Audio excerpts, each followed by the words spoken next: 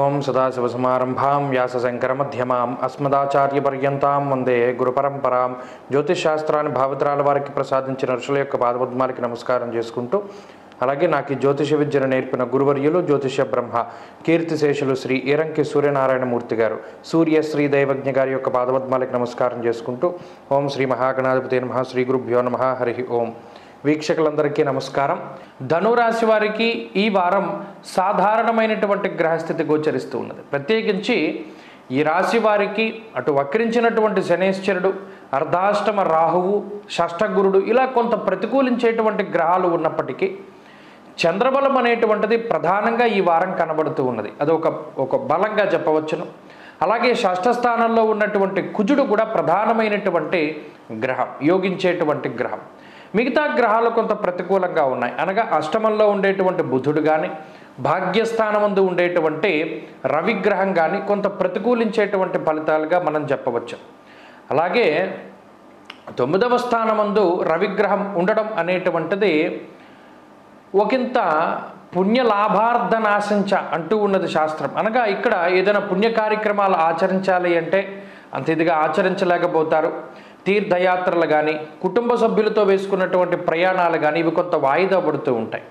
అలాగే కొన్నిసార్లు అనవసరమైనటువంటి ఖర్చులు కూడా ఈ రాశి వారిలో కనబడుతూ ఉంటాయి, ప్రత్యేకించి ఈ వారంలో. అంతేకాక ఈ గ్రహస్థితి అటు కుటుంబంపై ఎక్కువ ప్రభావాన్ని చూపెడుతూ ఉంటుంది.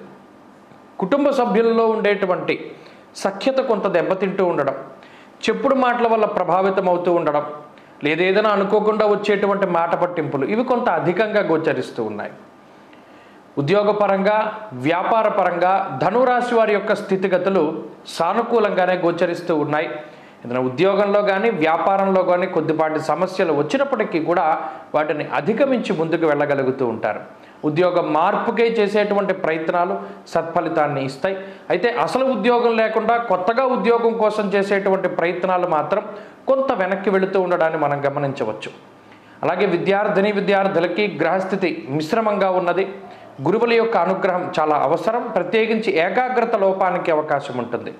స్త్రీలలో ప్రత్యేకించి ఈ గ్రహస్థితి కొంత ఆరోగ్యపరమైనటువంటి సమస్యలకి కారణమవుతుంది. అంతేకాక కుటుంబ సభ్యులతో ఉండేటువంటి సఖ్యత కొంత దెబ్బతింటూ ఉండడం, తల్లిగారికి సంబంధించినటువంటి ఆరోగ్యంపై ఈ గ్రహస్థితి ప్రభావాన్ని చూపించడం, తల్లి తరఫు బంధువులతోటి మాట పట్టింపులకి అవకాశాన్ని కల్పిస్తుంది.